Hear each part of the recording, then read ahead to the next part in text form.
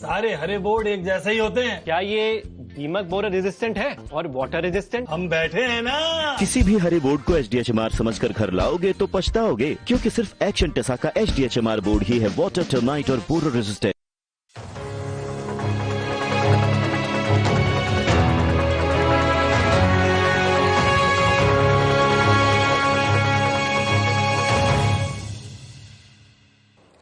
नमस्कार, स्वागत है आपका। आप देख रहे हैं ये खास बुलेटिन। मैं हूं आपके साथ अनाया शर्मा। शुरुआत करेंगे बुलेटिन की, उससे पहले रुक करेंगे इस वक्त की हेडलाइंस की ओर। चितरंगी में मजदूरों का हक छीन रही JCB मशीन। रोजगार नहीं मिलने से पलायन को मजबूर है ग्रामीण। पंचायत सरपंच पर लगाया रोजगार छीनने का आरोप। जबलपुर में आकर्षण का केंद्र बना अमर शहीद स्मृति मेला। 42 डिग्री के टेम्परेचर में लोगों को मिल रहा मेले का सुकून। मेले में कई राज्यों की परंपरा से लोग रहे रूबरू।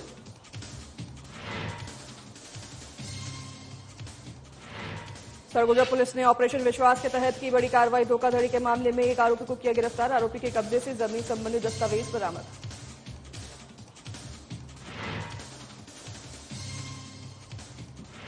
झाबुआ में हैंडबॉल का ग्रीष्मकालीन प्रशिक्षण शिविर शुरू। 60 से अधिक खिलाड़ी ले रहे प्रशिक्षण। 7 वर्षों से आयोजित किया जा रहा है शिविर।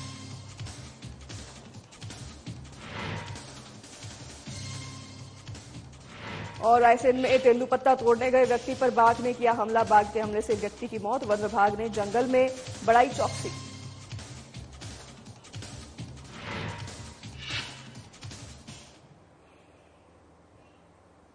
चलिए इसी के साथ आगाज करेंगे बुलेटिन का।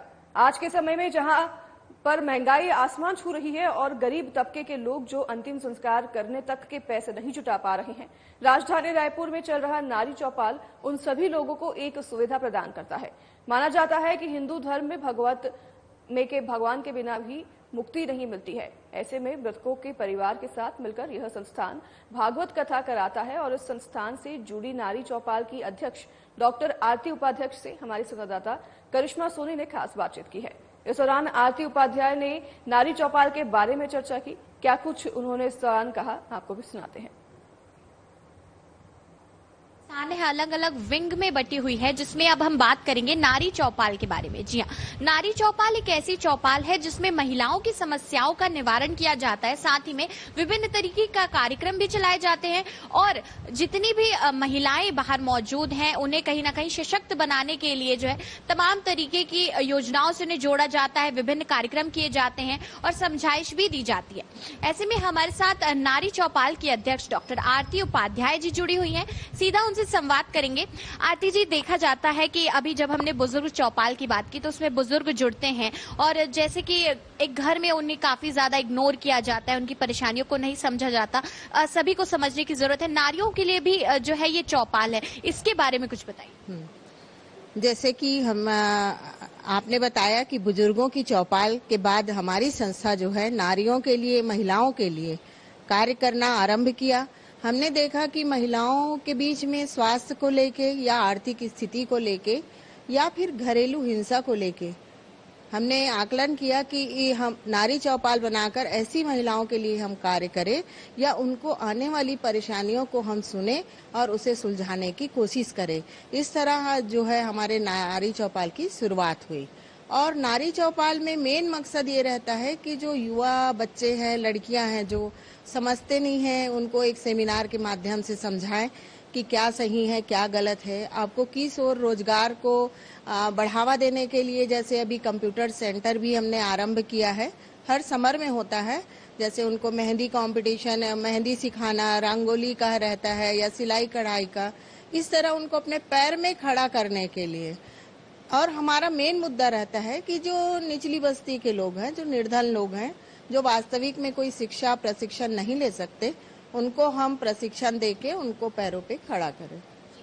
देख सकते हैं कि भागवत का कार्यक्रम भी आप कराते हैं। कई ऐसे तबके के लोग हैं, क्योंकि भागवत कराना भी आज के समय में काफी ज्यादा हम कह सकते हैं कि महत्वपूर्ण भी रहता है, लेकिन कई लोग जो है उसे अफोर्ड भी नहीं कर पाते। लेकिन आप लोग जो है भागवत कराने का काम भी करते हैं। साथ ही में जो लोग कह सकते हैं कि अंतिम संस्कार भी जिनका नहीं करवा पाते, उनके लिए भी आप एक कदम उठाते हैं, उसके बारे में।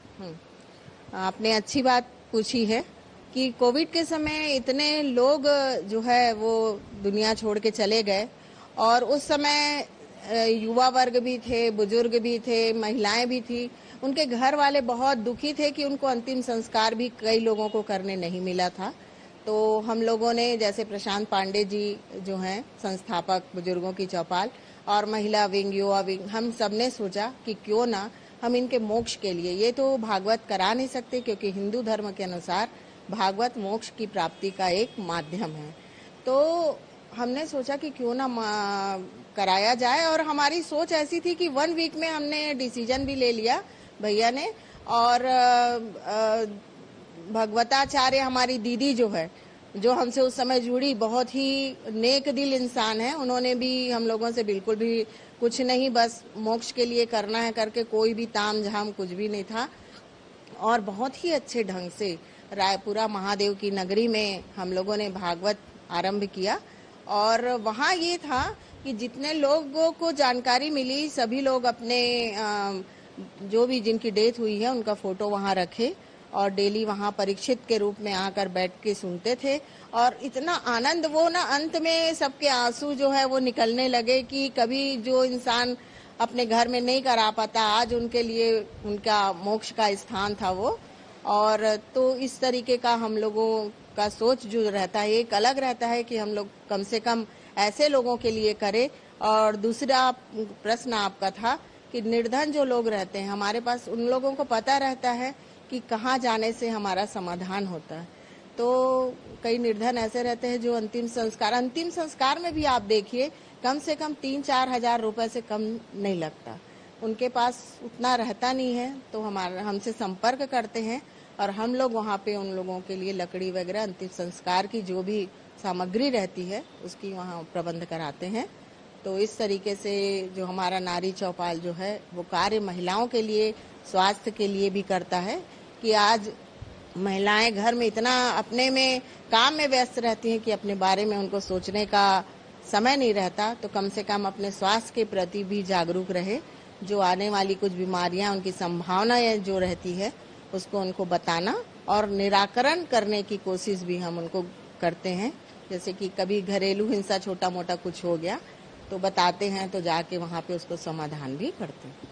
दिव्यांग बच्चों के लिए भी देखा जाता है कि आप लोग कुछ ना कुछ कार्यक्रम करते रहते हैं, उनसे भी जो है जुड़ने की कोशिश आप लोग करते हैं, उसके बारे में कुछ? बिल्कुल, जैसे कि कोपलवाणी संस्था है जो हमारे बुजुर्गों की चौपाल महिला विंग से जुड़ी हुई है, पद्मा शर्मा जी, उनका अपना कोपलवाणी है जहाँ पे बच्चे रेसिडेंशियल है वो वहाँ रह के पढ़ते हैं। और तो वो उस संस्था को हमारे साथ जुड़ने का अर्थ ये रहता है, हम जाते हैं वहाँ, कोई कार्यक्रम करवाते हैं, वो हमें इनवाइट करती है और हम भी अपने कार्यक्रम जैसे गरबा वगैरह हम लोग करते हैं, एक दिन केवल उन्हीं बच्चों के लिए रहता है कि वो बच्चे आके वहाँ पे मनोरंजन करें। और समर कैंप भी रहता है तो भी हम लोग वो बच्चों को इनवाइट करके बुलाते हैं कि वहाँ पे आके, और मतलब वहाँ के बच्चों से आप मिलोगे मैडम तो आपको लगेगा कि वो बच्चे हर चीज समझते हैं, सुन नहीं सकते, बोल नहीं सकते, लेकिन यदि कोई मनोरंजन का माध्यम जैसे डांस वगैरह है, बच्चे इतना अच्छा डांस करते हैं कि आपको लगेगा कि नहीं कि ये बच्चे बोल सकते हैं कि नहीं। मतलब एक जो हमारे साथ जुड़ाव जो है एक दूसरे के साथ, वो इस तरीके से है। महिलाएं जब आपसे जुड़ती हैं और आप जब महिलाओं की जितनी भी समस्याएं हैं, जैसे डोमेस्टिक वायलेंस की आपने बात की, घरेलू हिंसा है, और उसके साथ साथ स्वास्थ्य को लेकर के भी आप उन्हें जागरूक करते नजर आते हैं, और जो भी चीजें महिलाएं अपनी समस्याएं लेकर आती हैं, जब उनका निराकरण आप कर देते हैं तो उनके चेहरे पर जो स्माइल आती है तो उसे किस तरीके से मतलब खुशी मिलती है?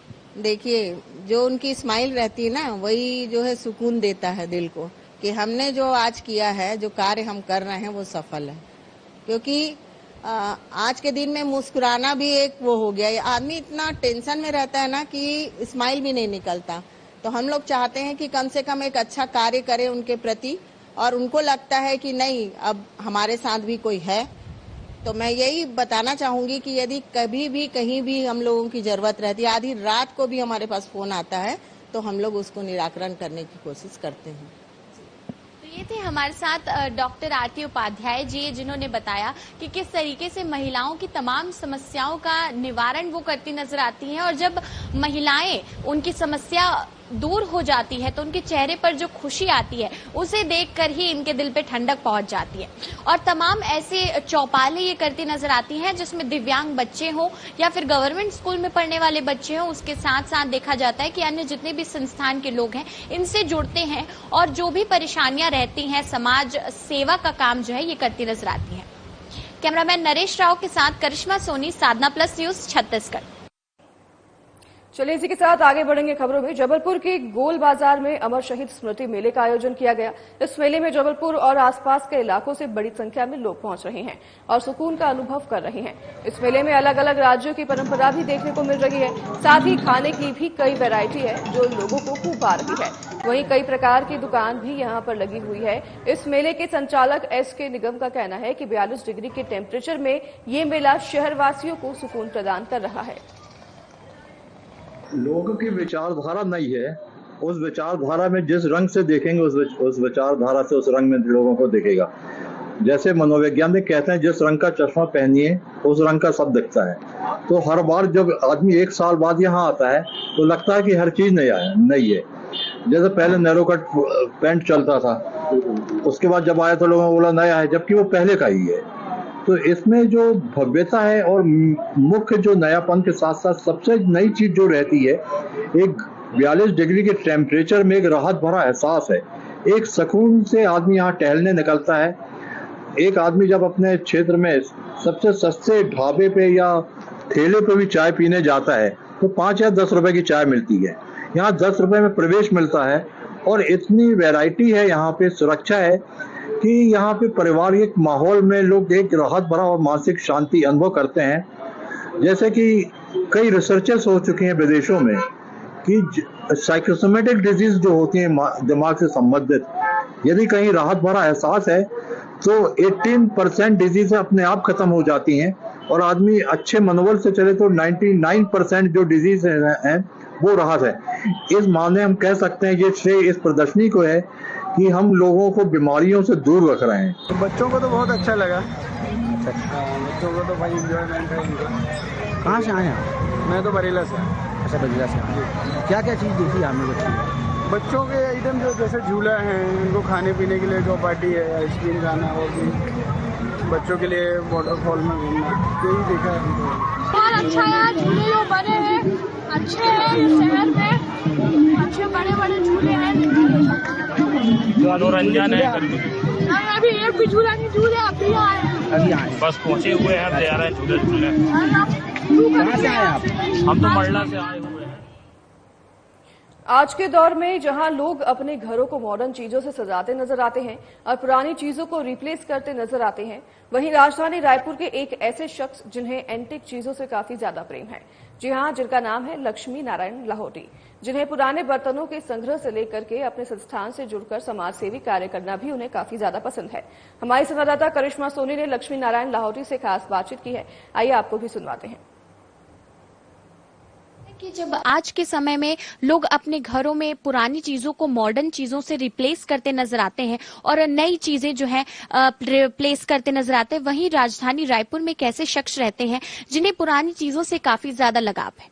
जी हाँ, हम बात कर रहे हैं रायपुर राजधानी में रहने वाले लक्ष्मी नारायण लाहौटी जी की, जो देखा जाता है कि कई सीरीज के जो है नोट्स कलेक्ट करते नजर आते हैं और जो काफी ज्यादा मुश्किल का काम होता है, क्योंकि ऐसे में देखा जा सकता है कि पूरे देश में जब नोटों का फ्लो होता है तो अलग अलग सीरीज के नंबर के नोट जो है विभिन्न जगहों पर होते हैं, लेकिन इनका कलेक्शन इतना प्यारा है कि हम आपको क्या बताएं। साथ ही में पुरानी चीजों का संग्रह करना इन्हें काफी ज्यादा पसंद है, यूनिक चीजें हैं इनके पास हमें देखने को मिली है और ये देखा जा सकता है कि विभिन्न संस्थानों से भी जुड़े हुए हैं। सीधा उनसे संवाद करेंगे।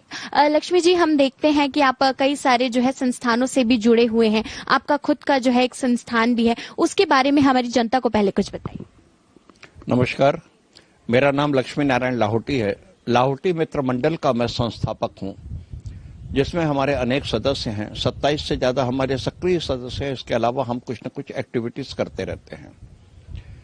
विभिन्न सामाजिक संस्थाओं से, व्यावसायिक संस्थाओं से भी मेरा संबंध रहा है, जिसमें रायपुर सराफा एसोसिएशन का मैं 5 बार उपाध्यक्ष रहा हूं एवं छत्तीसगढ़ चैम्बर ऑफ कॉमर्स, जो कि छत्तीसगढ़ की सबसे बड़ी व्यावसायिक संस्था है, जिसका कि मैं पूर्व 3 बार उपाध्यक्ष रह चुका हूं।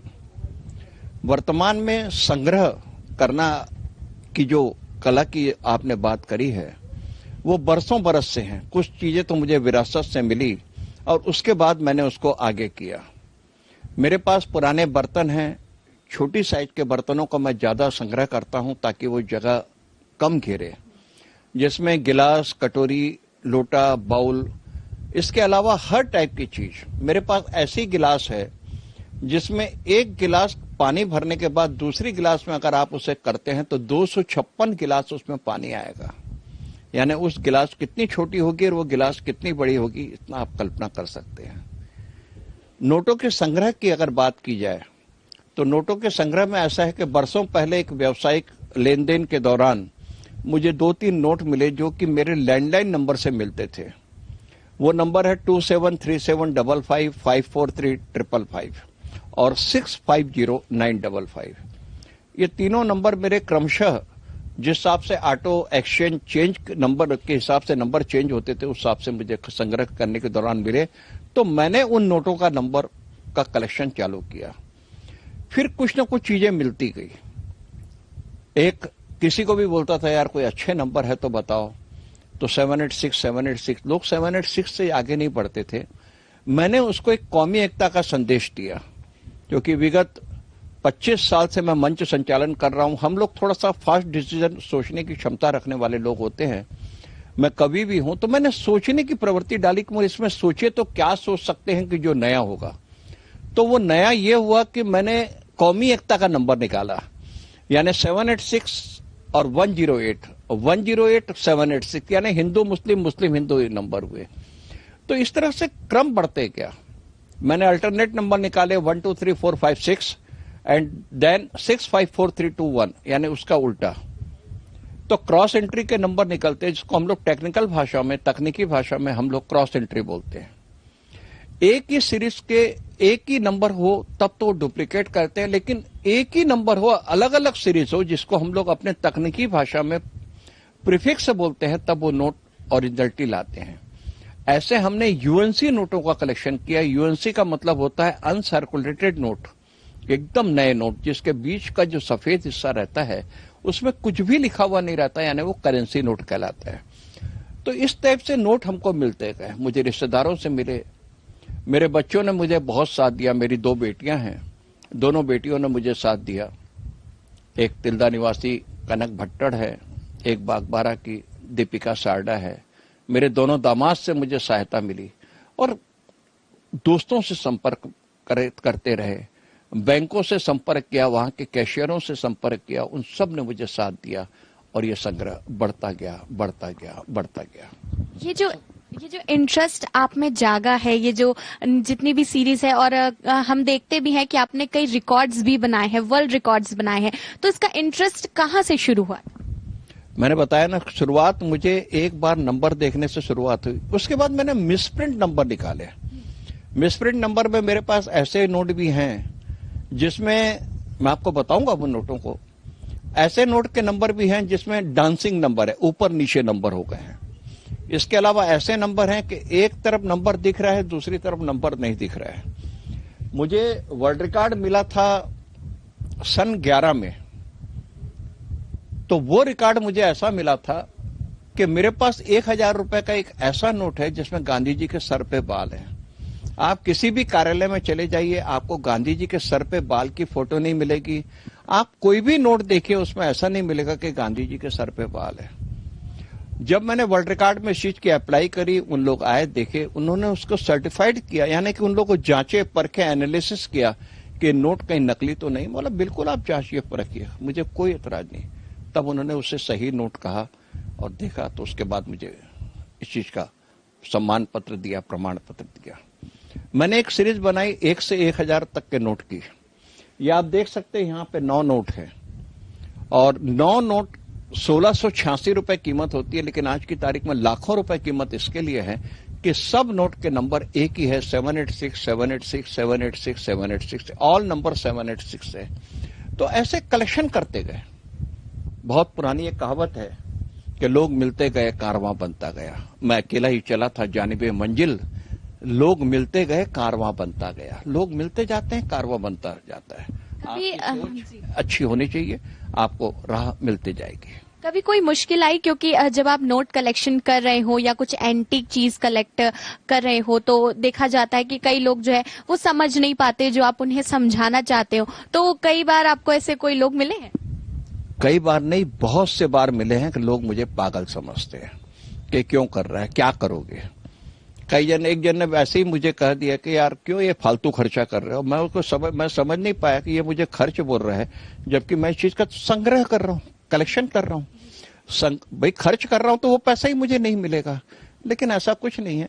जो भी आदमी कोई भी जो अलग करता है वो थोड़ा सा दीवानगी प्रवृत्ति का होता है और वही ये सब चीजें कर सकता है। आज एक सामान्य व्यक्ति इसका तो आप भी इंटरव्यू नहीं ले रहे हैं, कुछ मेरे में अलग है, तब आप मेरे पास आए हैं। आपका जो संस्थान है, देखा जाता है कि विभिन्न तरीके के सामाजिक कार्यक्रम करता नजर आता है। वृद्धाश्रम में भी आप लोग जाते हैं, तो कौन कौन से विभिन्न तरीके के कार्यक्रम है जो आप करते रहते हैं? देखिए, ऐसा है, लाहौटी मित्र मंडल के माध्यम से मैं वृद्धाश्रम में, बाल आश्रम में, इसके अलावा प्रत्येक वर्ष अंतर्राष्ट्रीय महिला दिवस जो कि 8 मार्च को मनाया जाता है, उस दिन हम 108 महिलाओं का सम्मान करते हैं। सनातनी परंपरा को मैं कुछ ज्यादा मानता हूं, कौमी एकता के प्रतीक भी नोट भी इकट्ठा किया हूं, लेकिन उस चीज को मैं वैसे मानते हुए 108 महिलाओं का 12 वर्ष हो गए हैं। 8 मार्च के दिन ही हम 108 महिलाओं का सम्मान करते हैं। इसके अलावा जब बारिश होती है, कुछ इलाके ऐसे रहते हैं जो बाढ़ग्रस्त हो जाते हैं, वहां हम बच्चों के पास जाते हैं, महिलाओं के पास जाते हैं, स्लम एरिया के बच्चों में जाते हैं। हो सकता है तो वहां पे अनाज है, बिस्किट है, ब्रेड है, जो भी हमसे हमारे मित्र मंडली के द्वारा हमसे संभव हो पाता है, हम वो सब चीजें वहां वितरित करते हैं। एम क्या कुछ है आपका, क्योंकि जिस तरीके से आपने अपना कलेक्शन बताया और देख सकते हैं वर्ल्ड रिकॉर्ड बनाया, तो आगे और क्या कुछ जो है आप पाना चाहते हैं? ये सारी चीजें आप कलेक्ट तो कर रहे हैं, तो क्यों संग्रह कर रहे हैं? देखिए, संग्रह क्यों कर रहे हैं वाली बात नहीं। संग्रह अगर करना है तो ये तो हमारी सनातनी परंपरा है, या यूं कह सकते हैं कि राजस्थान समाज से मैं बिलोंग करता हूं, मैं माहेश्वरी परिवार से हूं, तो हम लोगों को जोड़ने की आदत है। हम लोगों को बनिए कहते हैं। बनिए का मतलब होता है बनिए, न कि बिगड़िए। रहा सवाल एम की बात, तो मेरा लक्ष्य एक ही है कि 14 मैंने वर्ल्ड रिकॉर्ड बनाए हैं और बहुत नाम है, बहुत सम्मान है, बहुत इज्जत है। बस एक ही चीज चाहता हूं कि सरकार मेरे इस चीज का सम्मान करे। राज्य सरकार चाहे तो मुझे राज्य सम्मान देवे, और राष्ट्र स्तर पे अगर मैंने अपनी पहचान बनाई है, विश्व स्तर पे मैंने अपनी पहचान बनाई है, तो मैं अभिलाषा करता हूं, मैं अभिलाषी हूं कि मुझे पद्मश्री मिला जाए। और अपने संस्थान के जरिए और क्या कुछ आप करना चाहते हैं? क्योंकि जिस तरीके से आपने बताया कि हर साल जो है महिला दिवस पर आप महिलाओं का सम्मान करते हैं, और उसके बाद देखा जाता है वृद्धाश्रम हो, बाल आश्रम हो, साथ ही में विभिन्न तरीके के कार्यक्रम आप करते नजर आते हैं, तो क्या कुछ और जो है आगे आपके मन में कोई इच्छा हो कि कोई कार्य जो है आप समाज के लिए करें? आज से 1 वर्ष पूर्व, लगभग 10-11 महीने पूर्व, मैंने एक बीड़ा उठाया था कि मैं 56 भंडारा करूंगा। मैं हनुमान जी का भक्त हूं, हनुमान जी को बहुत मानता हूं। अभी तक मेरे 48 भंडारा हो चुका है। 56वां भंडारा हमारा 9 जुलाई को होगा, उस दिन उसे और बृहद रूप से करूंगा। मैं इसी टाइप के कोई न कोई कुछ न कुछ ऐसे अनोखे कार्य करता हूं। जिस तरह आपने अभी तक देखा है, अभी तक जो आपने मुझसे मेरा इंटरव्यू लिया है कि नोटों के नंबरों पे, चाहे बर्तनों पे, चाहे सिक्कों पे, चाहे टेलीफोन पे, यानी हर चीज में मैंने एक रिकॉर्ड बनाया। तो एक रिकॉर्ड ये भी मेरा बनने जा रहा है कि छत्तीसगढ़ में लगातार अभी तक किसी ने 56 भंडारा नहीं कराया है। इस तरह 56 भोग, जैसा लगता है भगवान के सामने 56 भोग लगते हैं, तो वैसे ही हम 56 भोग का 56 भंडारा का एक लक्ष्य लेके चला हूं, जिसमें 48 भंडारे हमारे हो चुके हैं। मात्र 8 भंडारा और है। प्रत्येक मंगलवार को मेरे निवास पर शाम को 6 से 8 बजे तक लगभग 1000-1200 लोगों के लिए हम खिचड़ी और पुलाव की प्रसादी रखते हैं, और इस तरह एक ये भी रिकॉर्ड बनाने जा रहा हूं। तो ये थे हमारे साथ लक्ष्मी नारायण लाहौटी जी, जिन्होंने बताया कि किस तरीके से जो है पुरानी चीजों से उनका लगाव है और जहां आज के समय में देखा जाता है कि लोग सामाजिक कार्यक्रमों से दूर रहते हैं और जनता की मदद आज कोई करना नहीं चाहता और सब काफी ज्यादा व्यस्त होते हैं, वो अपना कीमती वक्त निकाल कर देखा जाता है कि हर दिन जो है कहीं ना कहीं कोई कार्यक्रम करते नजर आते हैं, अपने संस्थान के जरिए लोगों को जोड़ने का प्रयास करते हैं। और उनका जो सबसे फेवरेट काम है वो भी हमने जाना कि नोटों की जो सीरीज है उसे कलेक्ट करना और फिर उसे संग्रह करके रखना। कैमरामैन नरेश राव के साथ करिश्मा सोनी, साधना प्लस न्यूज, छत्तीसगढ़। चलिए आगे बढ़ेंगे खबरों में। खबर देवसर विकासखंड के ग्राम पंचायत क्षेत्र निगरी से है, जहां पर सरपंच सचिव ने दबंगई के साथ मनरेगा के कार्य में मजदूरों को काम पर न लगाकर तालाब निर्माण का कार्य जेसीबी मशीन और ट्रैक्टर से करा रहा है। वहीं मजदूर कार्य की मांग कर रहे हैं, लेकिन पंचायत सरपंच मजदूरों की मांगों को अनसुनी किए जा रहे हैं, जिसका आरोप ग्रामीणों ने सरपंच पर लगाया है और प्रशासन से रोजगार की मांग की है।